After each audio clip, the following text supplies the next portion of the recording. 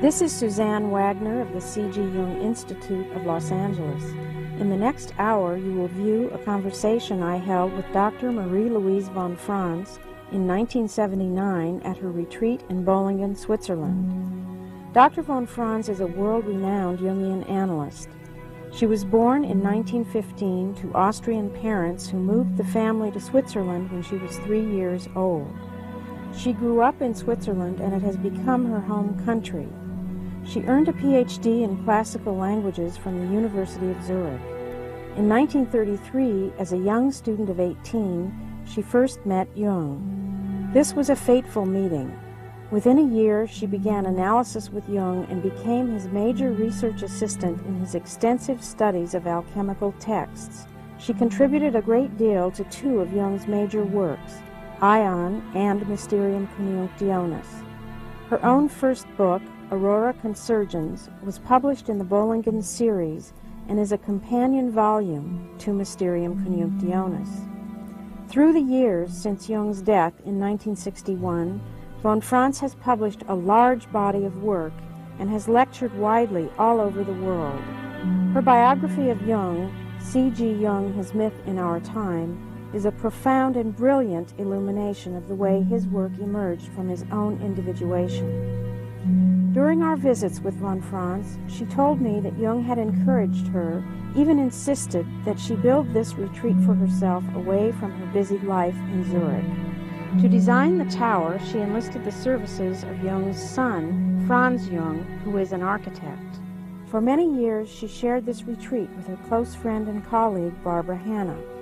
This conversation took place in the garden outside the tower in September of 1979. Since that time, Dr. von Franz has retired from lecturing and analytic practice.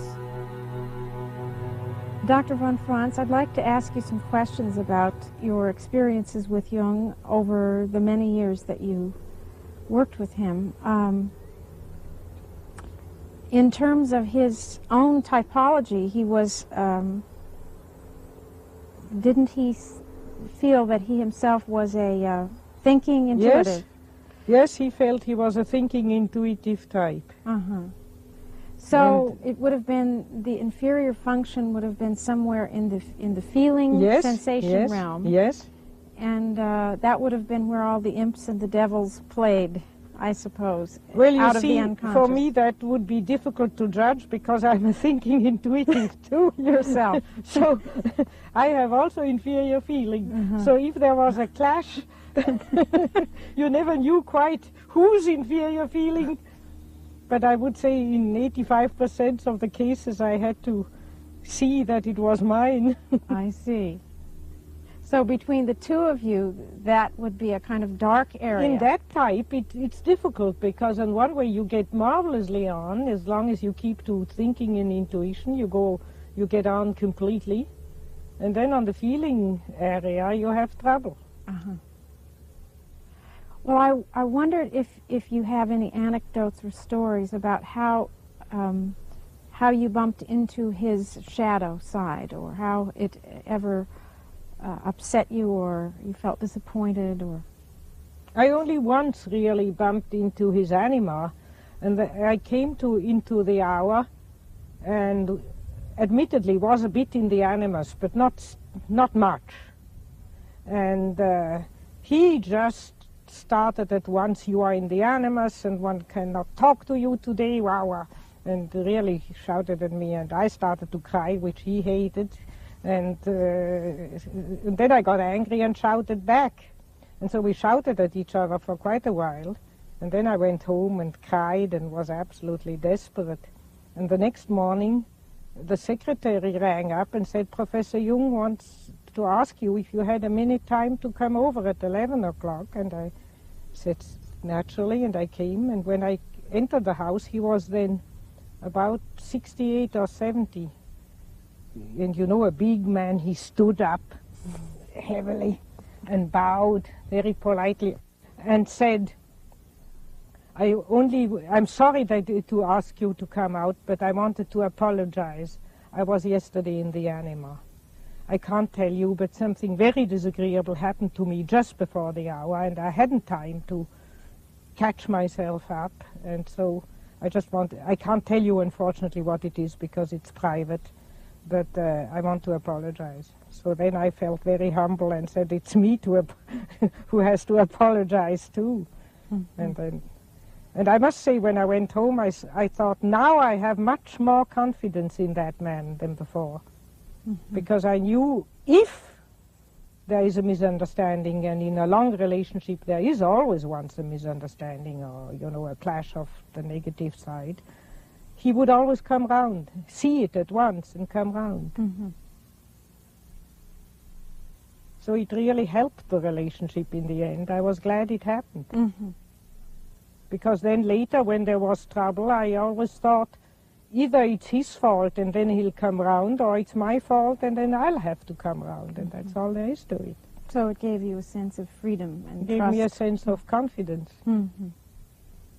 I wondered how your impressions of him changed over the years. It must have been a gradual process of realizing how great he was, for one thing. Or did you know immediately? I knew immediately that he was the greatest man I'd ever met and would probably ever meet. Uh-huh.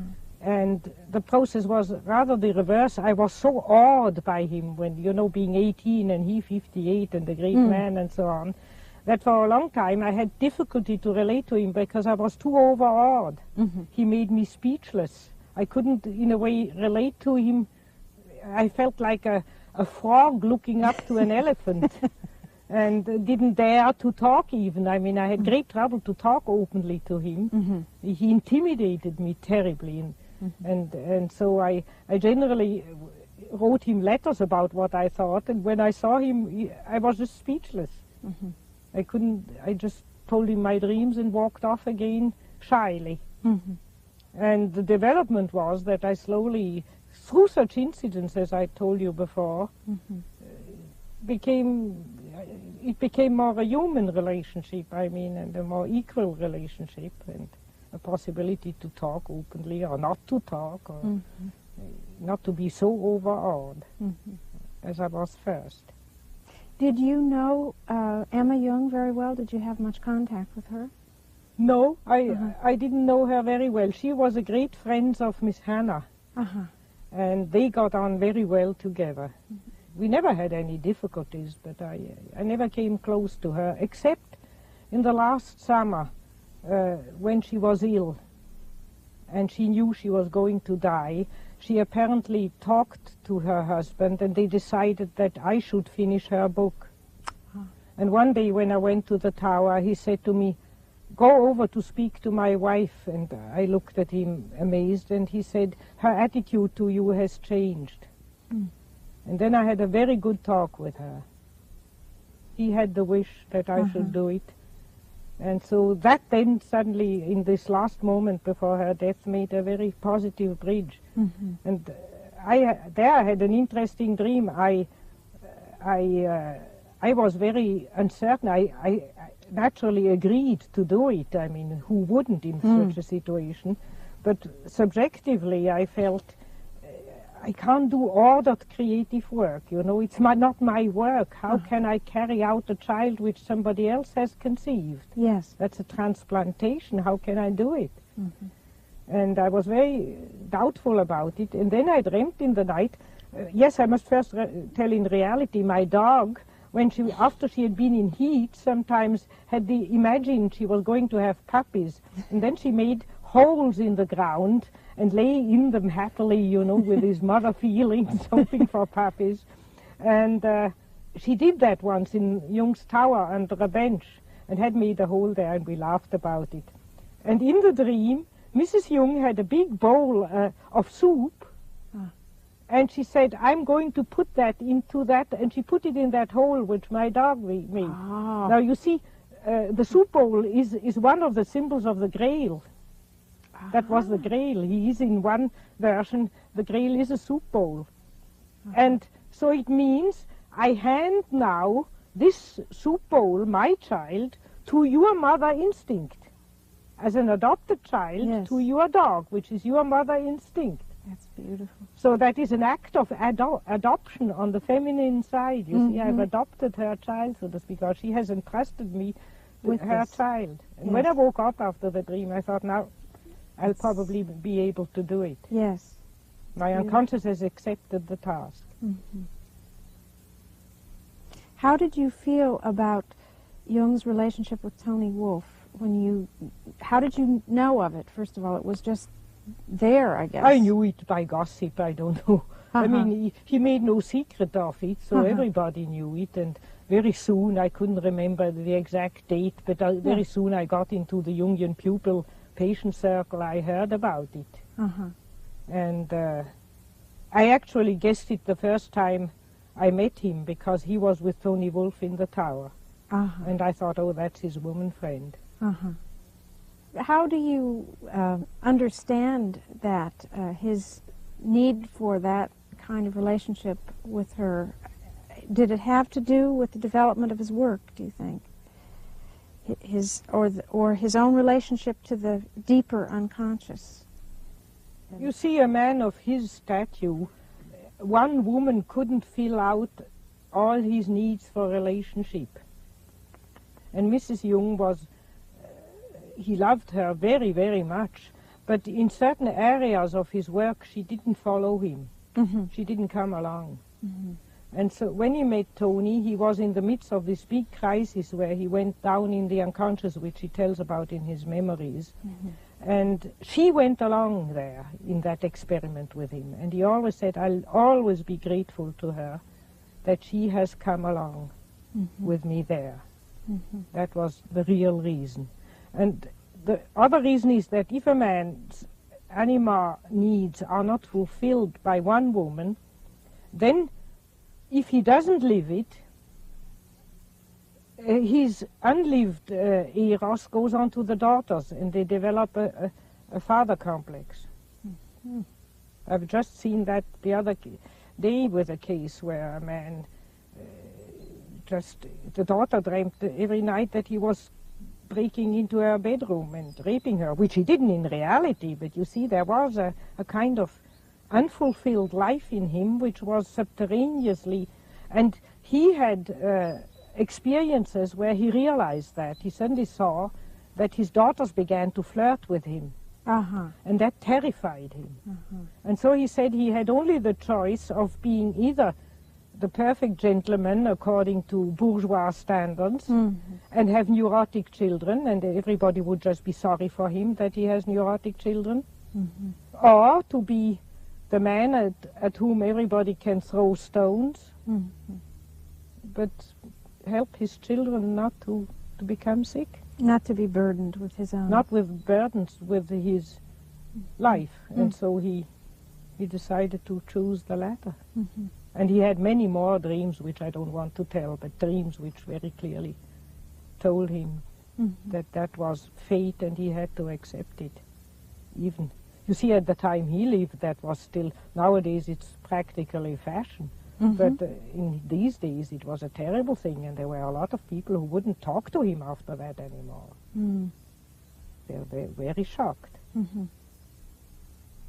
Well, in some parts of Europe, there is more of a tradition for a kind of an inspirational relationship with another woman. I think in France it's more accepted. In France it's always more, has been. Altogether more, sexual views in France are much more liberal. Or in China it was in the old China, quite officially accepted situation. But in our culture it was a scandal. Yeah. It doesn't seem to be, at least in my own experience, so common for women. I mean, it seems that women men are more polygamous and women are in general more monogamous. That doesn't mean I have seen in my practice many women who got in that conflict too. Yes. But it's not so frequent. Do you have any thoughts about why there is that tendency in women for more monogamous? Is it? I think that's nature.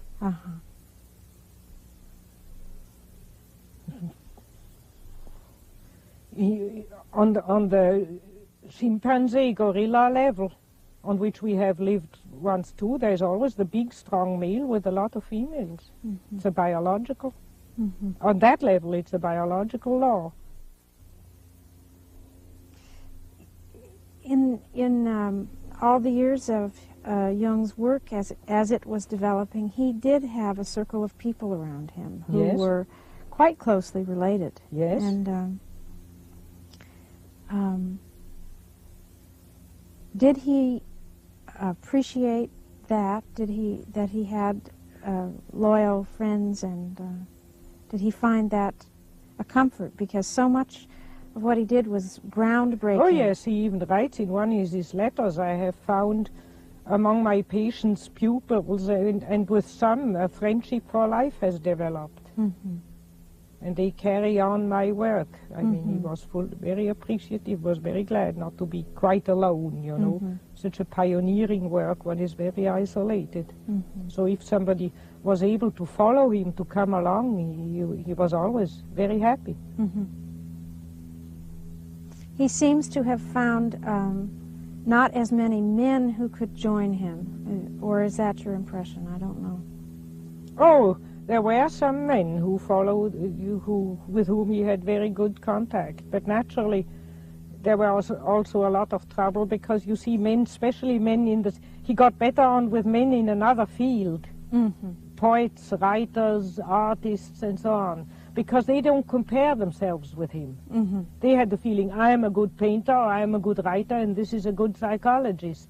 But if you are in the same field, there was always jealousy. They compared themselves with him, and then they felt crushed and inferior, and then they became nasty. That was a very regular pattern you saw with many who were working in the field of psychology and psychiatry. It needs a certain generosity to appreciate a great person of your same sex. And the devil always whispers to you, he's better, I'm better, he's only that, I'm better, and the whole jealousy, and then that creates trouble. He took great trouble to avoid that, but in a way, he was a crushing personality for a man. You know, he did everything better. He was better in psychology, but then he painted beautifully. He could cut in stone. So whenever you compared yourself with him, you felt like a louse, and that naturally created a lot of secret poison. Yeah. Do you think there's something of that in these continued accusations of anti-Semitism that keep surfacing even now? I mean, in the history books and in the... No, I think that is mainly kept up by the Freudians as a policy. You see, the developments of time have made that Freudianism has so much won out in the world, and is taught at every university, in every school, and you have Freudians in every clinic nowadays, and so on, that you can say people are beginning to be a bit sick of it. I mean, it's become self-evident. I mean, there is a certain truth in what Freud has found, and that is now self-evident. Everybody knows that one can have repressed sex and the Oedipus complex. That's now become common knowledge. So now the development goes to discover Jung, because he's still new to the masses, to the majority of intellectuals and so on. And the Freudians feel the losers. They feel they are begin to bore people, to not being anymore on top. And so they keep up that libel quite artificially, for professional reasons, you could even say. And then there is another aspect, namely fear. You see, there are many people who are terrified of the unconscious. And as Jung is a kind of advertiser of relating to the unconscious, you have to find something to shout him down. It's a defense against the defense. So it's not so much a defense against Jung, but really, if you analyze, if you look at those people who have those terrible resistances and always keep up that libel, even if you prove to them, you show them all the facts, and then emotionally they just go on. Yes, but he was an anti-Semite somehow, anyhow. Then it's generally that they are afraid of their own unconscious. And they can't find many things. Jung has lived such a hidden life, you know. I mean, he has never gone into the world much or taken any attitude that they always dig up that old story that he was the president of the German society and that proves that he's anti-Semitic. So there isn't much in his life to go on. They have to search for something. And they have to search for something. I see. Can you say anything about how the problem of evil might have constellated itself? I guess we're circling around that a little bit. In personal experience in the Jungian community as the years went on. I mean, doesn't it constellate itself right in your own backyard? Yeah, naturally, obviously. But Jung's awareness of the problem of evil did not spring from there. He took very much part in what was happening in the world. And he was very, very worried over the First World War, as you can take out his memories, and the second, and he was very terrified of a third one, or a Holocaust of our whole culture. He seriously reckoned with that. And via that, the problem of evil has come into being a major preoccupation. While the constant mischief and jealousies and anima nonsense, that he took more on his stride, you know. He didn't take that very tragically. He just said, are you so infantile, and all those pupils I've trained now so long and they're still just kindergarten. He just cursed it, but it didn't upset him. What you would call the personal shadow of people didn't upset him. He just grumbled and cursed a bit, but that's not the problem of evil. It's that major evil of complete destruction which worried him. And his real approach to that was the inner work that he did. The only thing you can do. Only thing you can do. To confront yourself with it where you are. All the rest, all the benevolent, if benevolent preaching would help, then we would be out of the trouble long ago, because we get a lot of benevolent and reasonable preaching, but it doesn't help. So the only place where you can really put the hand on it and deal with it body to body, the problem of evil, is in yourself. And there you have the hope to change something, but the hope to change the world is a childish illusion. Go and tell Khomeini that he is possessed. He will cut your head off for it as thanks.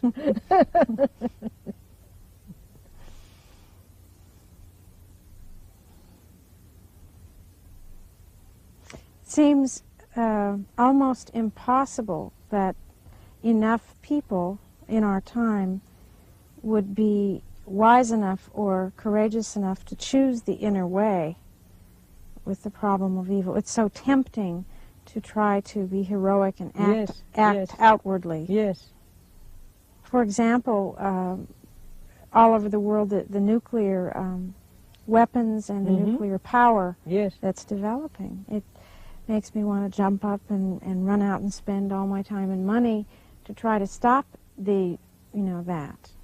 Well, rather than do the inner. You'll soon run up against some obscure lobbies where all your efforts get blocked. I think one should say it aloud. One should not be a coward. One should make demonstrations. One should go against it. But one should not waste all one's energy into it because it doesn't help. One should say one's opinion, and that's all. And for the rest, fight inwardly. Because you see, finally, it's not we who will decide that question. It is the collective unconscious which will decide, or in religious language, God. And if you work on your own problem, then you might get into analysis a politician who has influence. Mm-hmm. And then you have done more than if you had gone in the street with a transparent every day. Mm-hmm. And that you get an influential politician into your analysis or suddenly interested in Jungian psychology, you can't make. No. You can only work on yourself, and that is the unconscious. And therefore, I say, if God wants to save the world, He will call up certain people to know certain things. Mm-hmm. We can't do it. Mm-hmm. It happens always as a miracle, unexpectedly. Mm-hmm. But you can go to meet that miracle by working on yourself. Mm-hmm.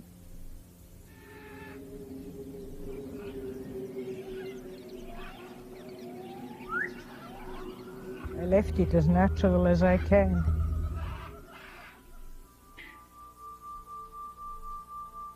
What was here when you first came? There was only a water hole as big as that. Mm-hmm. About here, just that little corner. Mm-hmm. And then I had dug that out. There's a dragonfly. Beautiful color. Mm-hmm. Do they eat from the pond? Yes, they eat the little mosquitoes and things. I mean, bugs and mosquitoes and these kind of things. It's very good because otherwise you would have in the autumn a lot of mosquitoes with such a pond, but I never have any. Don't have any. They eat them all. So they are even useful on top of being charming. What happens to the pond in the winter? It freezes. Mm-hmm. There's probably the toad. She's always resting there. There's one. Aren't they sweet? Oh, they're beautiful. That's a toad. Yeah. It's a toad, like a kind of toad. It's in German it's called Unke, because it doesn't croak, it makes coo, coo, coo, coo, coo, coo, coo, coo, coo, coo, coo, coo, coo. Very delicate, but you hear it very far in the woods. It's a delicate but penetrating sound. But they mostly do it in the mating time in June. But you hear them sometimes also in the evening when they are very good mood. They make coo, coo, coo, coo, coo, coo, coo, coo, coo, coo, coo, coo, coo. Really, they're sweet. They breathe in the air. It looks as if they put their mouth up above the water sometimes. No, they can also breathe under. Both, huh? And they can stand it under the earth. When it's very dry, they go under the earth and they survive till there's water again. Mm-hmm. They dig into the earth and they sleep till about the warm days of April. It's always exciting in spring. You wander and you are the toads there, and then at a warm day, the first toad.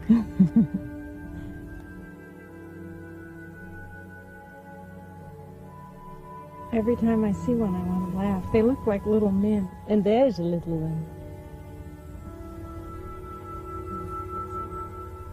If you come over here. Oh, yes. See? They are little human beings because they have such hands and feet like human beings. I know. That's what's so nice about them. They are not so inhuman. They are really like little men.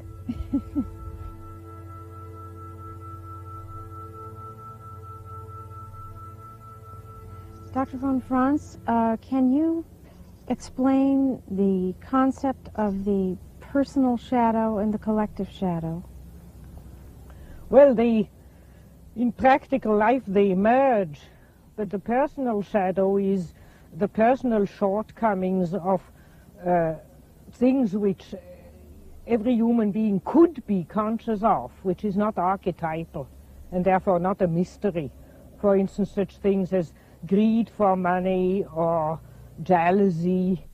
Jealousy is one of the main aspects of the shadow, or laziness, sloppiness, unrelatedness, sentimentality and whatnot. Inferiorities which everybody has, but prefers not to know about.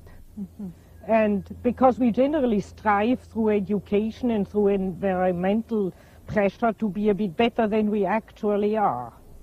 Or we have our own ideals. I oughtn't to be jealous. I oughtn't to have a power complex. But you see, for instance, that in criminals, they sometimes live their inferiority, and then they have a personal shadow which is noble. They dream about noble people, and it's just reversed. They live, so to speak, their mean side, and then they have a positive shadow. And therefore, even in what is more the average truth, the inferior shadow is not really bad. It's just human, all too human. Mm-hmm. And something one could know about. If one is jealous, or if one is suddenly possessed by wanting money or so on, one could know about it if one is honest with oneself. But the collective shadow has to do with the dark side of the archetype of the self. That means it's the shadow of the God image. In the Christian tradition, it would be the devil. Mm-hmm. And that has always been personified and felt as something which has not to do directly with the human being. I mean, if somebody is possessed by the devil, he's much worse than just, he's not human, it's demonic. Mm-hmm. And but on the other hand, generally that merges. First you have this area of dim, dark side, and behind it lurks the other. I've, for instance, seen that when Germany went to the devil in Nazism, people fell into it through their personal shadow. For instance, they didn't want to lose their job because they were clinging to money. That was their personal shadow. But then they joined in with the Nazi movement for that reason and did much worse things than they would have done normally under normal social conditions. So you can say the personal shadow is the bridge to the collective shadow, or the open door to the collective shadow. But the collective shadow comes up in those terrible mass psychoses. Well, now, if a person becomes more aware of the personal shadow... Then that's why it's so tremendously important, because then you don't fall into the collective shadow. Mm-hmm. There's not that automatic There's link. Not that open. It's like if you have a room and there's one door not shut, and mm-hmm. there the devil can come in. Mm-hmm. And if you know your personal shadow, you can shut all the doors. Mm-hmm. So, for example... And then you don't join into massacres and holocausts and such. You catch yourself and you can catch stop. Yourself and you realize, and you can keep out of it and keep reasonable, keep your head. While the average person who doesn't know about her personal shadow, they get swept away by the collective evil. Is it possible to speak of a shadow in terms of national identities? A shadow in Switzerland, a shadow in the United States? Yes, naturally. Mm-hmm. The summing up of every society has its ideals and lives up to those ideals, mm-hmm. and has also a shadow. Mm-hmm. The average American has a typical shadow, and the average Swiss has a typical shadow, which mm-hmm. is slightly different. Mm-hmm.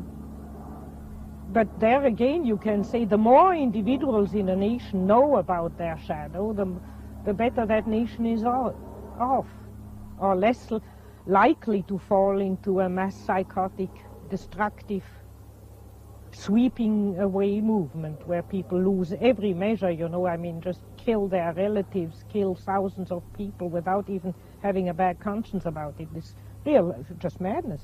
Mm-hmm. Is the analytic process the only way of coming to terms with the shadow or becoming aware of it? Are there other ways for individual people to become aware? I don't know if it is the only way, but it's the only way I know. Mm-hmm. Because, you know, to see one's own shadow is such a painful thing that you will never do it honestly in a group. You mm-hmm. can't admit such painful little secrets. So all the official confessions people make in groups, oh, I'm jealous or I'm childish, are just words. They cover up.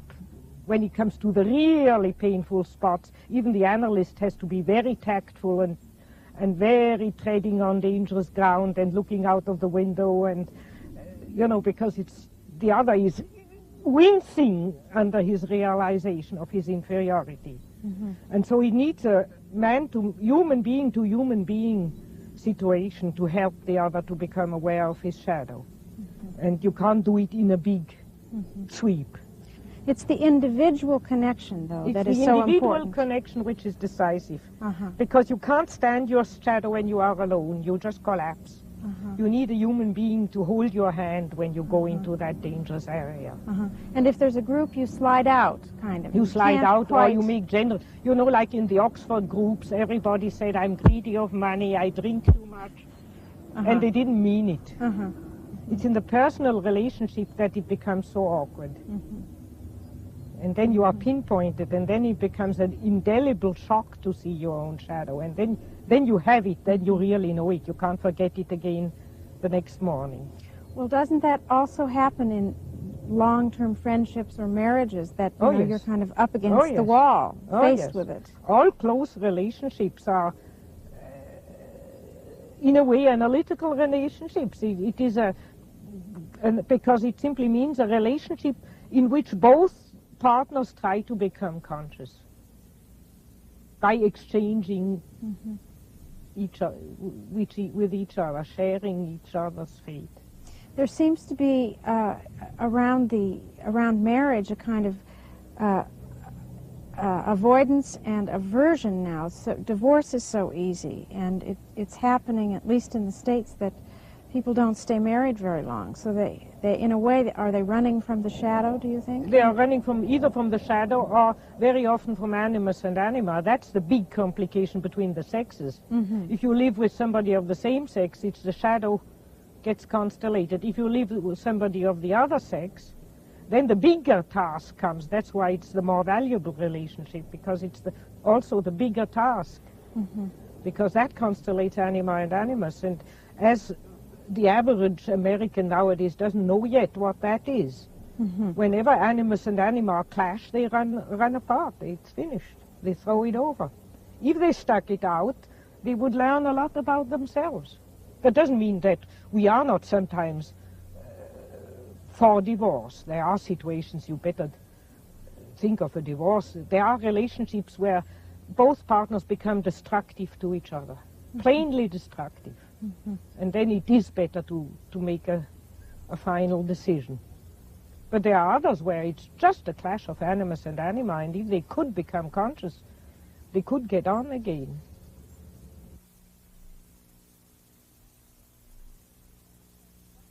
It seems that every place but Switzerland, the money is going up and down, up and down. It's in high inflation in the United States. Does this, and even the terms are psychological, inflation, deflation, depression, we are going to a recession, to a depression, through a boom, through an inflation. It's all psychological. Well, take it as at the first sight, that's what it is. So, but what is it that is inflating Money us? is a symbol for the circulation, the extrovert circulation of energy. And when you have a boom, then there's too much extroversion, too much consuming, too much activity going on. And then you get forced into a depression and a recession, which forces you into poverty, which means more introversion, more sacrifice, more turning to inner values. You can't afford a television, you have to amuse yourself with your own thoughts, and so on. So you can just read those papers with a psychological eye and you see what's happening. What is it about Switzerland that makes it so solid here in terms of the money? I think that's because we escaped 2 wars, and therefore we have more traditional continuity. You see, wars mix a population up completely, uproot them. A whole generation of men disappears. The next generation of men is brought up by widowed mothers. And then there are enormous transplantations of, for instance, in Germany, all the Germans who were east of the Iron Curtains flooded into Western Germany, married Western Germans, and so on. They have no roots, they have no love to the village. They settled in a village because they got a job there, but they don't love the village, and so on. So that makes for a rootless population, and a rootless population looks for only what they have before their nose. A good job, money, a flat, schools for the children to bring them up. That's ABC. Naturally, I would do the same thing. I mean, if you are thrown out of your country, that's what you look for in the other country. And that destroys all human relationships, be the grandmother, the grandfather, the aunts being together, knowing the village. Everybody knew you when you were a little child. You are contained in a family. If you lose your father or mother, the whole neighbors come together and help you, and they knew your father and mother and so on. All these ties are broken. And we need continuity, historical continuity, and the more a population can have a time of long historical continuity, the more they get balanced. Because you see, I see it up here, how things regulate themselves. When I came up here, my neighbor, who's died now, who sold me the land, said, look here, up here in Moos we are a little family. We quarrel all, we hate each other. He didn't talk to his own neighbor, never, they didn't greet each other. But we never go too far, because if we are stuck in the snow with the car, we have to help each other out. You wouldn't help me out, wouldn't you? I said, yes, I would. So he said, you see, for instance, one peasant cuts a tree across the border of the other peasant. He doesn't make a lawsuit. He smiles, and he cuts also a tree on the other side of the border. And then they meet again in the inn, and they have a little grin at each other, and that's all there is. And so the shadow is balanced out. And you don't call the state in and the whole injustice of so-called justice. It's all settled on human level. And everybody knows everybody's shadow and says, don't tell that lady that and that, you know she's and so. Gossip is a form of low kind of psychological analysis of each other, you see. And so everybody's contained. And now I feel, first I was the foreign queer lady here with a funny house, but now that I'm here for a long time, the peasants come to me and talk we the Bollingen people don't want Jonah to do that and that. I belong. That makes me very happy. And Switzerland has had a long history. Has not much yet. It has also big towns, and there we have all the troubles we have in the world. But we have still big areas of little towns and villages where the great-grandfather is buried in the churchyard, and where people just follow on the rhythm of the past and are contained in a natural community.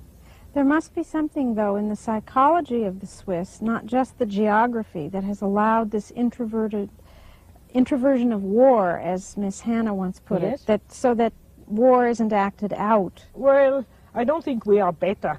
It is just, we are so small that we can't act out war. I mean, we can't attack Germany or France or Italy. We are the smallest. And therefore, we have to defend. We are like a hedgehog. The Nazis called us the hedgehog they were going to pick up at the end, as they sang.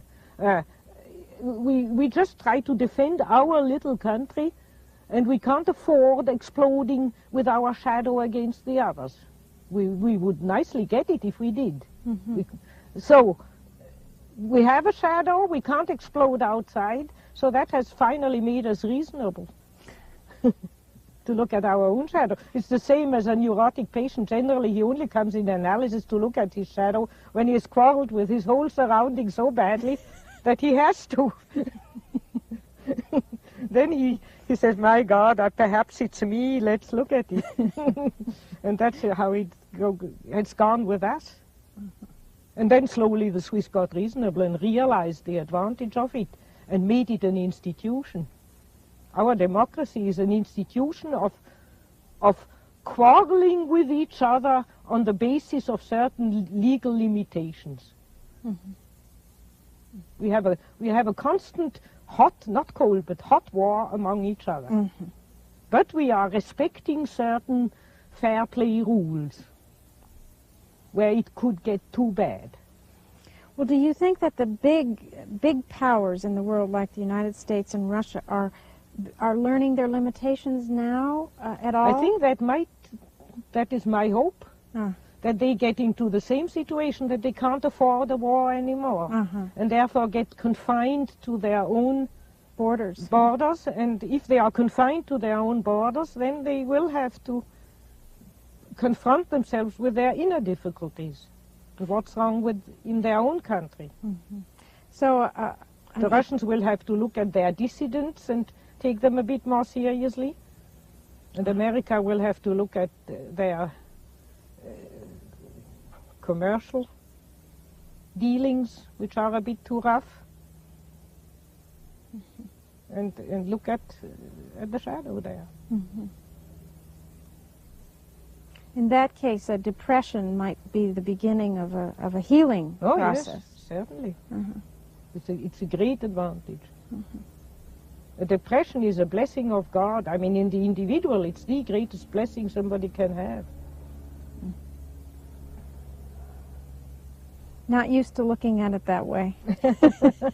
Jung always talked about the blessing of a neurosis, because it's the only way you are tempted to look within.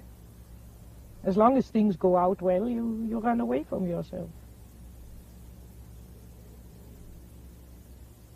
Or most people do. Do you think his work can have its effect without the analytic process? There is the idea floating around that analysis is a form that might end. It's something that grew up in the 19th, 20th century, and it might not go on as a way of doing things. The analytic process itself. I don't believe that. I think if one takes the analytic process as certain Jung pupils take it, as a whole technique and an encounter with certain payment regulations and all these technicalities, transference, counter-transference, that's all nonsense, but that was never what Jung meant. For Jung, analysis was a spontaneous encounter of two human beings, and I think that will always happen. Because you look in the Far East, the real wisdom has always been transmitted from master to pupil. That means always from human being to single human being. It's the only way to really transmit something. But there's usually a container of some kind, a form that holds you together. I think that will just vary. Uh-huh. It will just be different. Yeah. I don't know what form it might take or not take, I mean.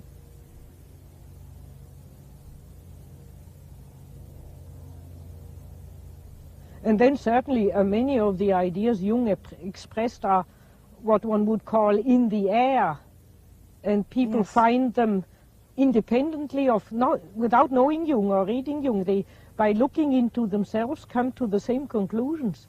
So to my idea, there are thousands of Jungians in the whole world who have never heard the word Jung, but to me they are Jungians, because they are based on the same experience and the same inner truth. They give it different names, and that doesn't matter. You can't really say that Jung's work represents just science, or science in the old sense, or that it's not a religion, and yet what is it itself, the work that he did? Doesn't it somewhere live on the border between those two? It's certainly beyond science if you take science in the sense of the 19th century. It's not a hard science. It's partly a hard science. I mean, the doctrine, let's call it, or the hypothesis of the archetype and these things, you can really prove with hard science. With hard research. With hard research, and you can put it under everybody's nose, and you can make experiments with it and so on. So there is a bit of hard science in it. Then there is an art, because analysis is an art, is a skill. It depends on the personality, on the spontaneity of the personality. I would say that's much more something artistic or generally human. And then you can say, if you want a definition, I would say the closest to it is something like the original Taoism in China. A kind of wisdom. Not the Taoism who later became schools and you know, techniques, but in the Lao Tse and Chuang Tse and such people. That was a wisdom which has infinitely influenced China without having definite techniques. And I see Jungian psychology more parallel to that a bit. And that's why it's not a religion and it's not a science. If you want a word, I mean, I don't like words, but if you want to pin a word on it, I would say a kind of wisdom. In most of the world religions, there are forms of worship and prayer and celebration which are group or extroverted in nature. They're not introverted. Yes. Something a ritual or something. A ritual. Yes. Yes, I would say wherever there is a deep archetypal experience, which is always also an emotional experience, there is a spontaneous need for acting it out. And in a way, that is a ritual. And if congenial people are together, it can happen that it becomes a group ritual, that something is done, one does together. But if you organize it, the great danger is that then people come in who are not in the congenial mood. They had just an annoying letter at home before they joined, or something, or they are just in a sober mood and not gripped or so. They are not into it. And then it becomes a formalism and a dishonest gesture. And that is the death of all ritual, and that's what makes religions die, that their rituals and prayers and gestures always become mechanical and done by people who don't feel them anymore, more and more and more. And that's the great danger. That's why Jung preferred to leave it to the spontaneous happenings. The hippies meetings where they just waited for happenings was close to something real. That was quite good. One should be, if anything, I would say one should keep it to in such a form. To come sometimes together and wait for spontaneous happenings. What about, have you ever seen an American Indian dance? Yes. The whole village participates, and they have this long process of preparation. As a way, I think, maybe of bringing each person into it. Yes, I haven't been there, but I've read quite a lot about it, and my impression is that that is really genuine. That's not a formalism. That's a genuine and living expression of an archetype. But you hear already now that if Indian children had gone to school and have been indoctrinated by white man's nonsense, they can't participate anymore. They don't get back into the mood. So that means as long as you are in it, it's all right, but you can't, it's very difficult to find your way into it again once rationalism has thrown you out. Yes. And that's why I don't know if Jungians who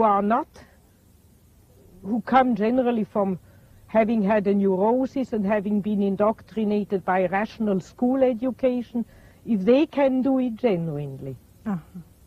I have wondered if there isn't something, for example, what happened in Germany, because there was such a sweeping over of the culture and a kind of falling into ecstasy almost. Yes, that was a genuine religious phenomenon, but in a negative form. In a negative form. You see, that's the danger. When it happens collectively, it generally slips off into the negative. Jimmy Jones. It slips off into unconsciousness and letting oneself go into emotion, losing self-control. While, for instance, those Indian dances, though they are ecstatic, are highly formally controlled. Oh, yes. They are highly formed. Yes. And not just letting out one's emotions and falling into them. And you see, religions have a huge shadow. I mean, the Islam who went around and right to the doors of Vienna beheading everybody who didn't worship Allah and so on. These are these emotional religions who are just mass movements. And they are not necessarily something ideal. They are just the archetype sweeping people away. You can say The ones who are in it enjoy it, and the ones who are out of it pay the bill. If you don't worship Allah, head off.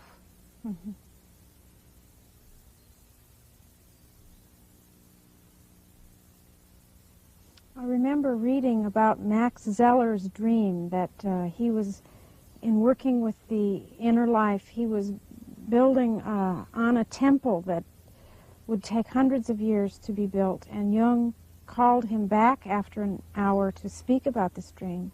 And he said, you know how long it will take for the temple? 600 years. Well, that image is quite a powerful one, as if all this individual work is building a temple.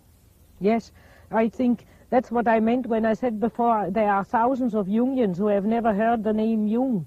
All the people who are honestly working on their own inner problem in their own way are builders of a new temple, and it takes 600 years because that means it takes as long till we are fully in the Aquarian age. And then it'll probably come out what was building itself up.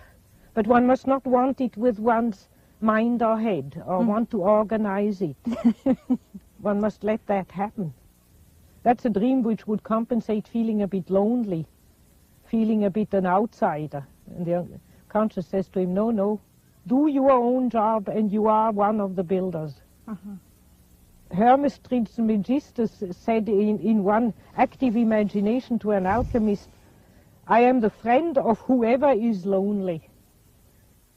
The unconscious doesn't speak to you when you are with people. Your attention goes to the people.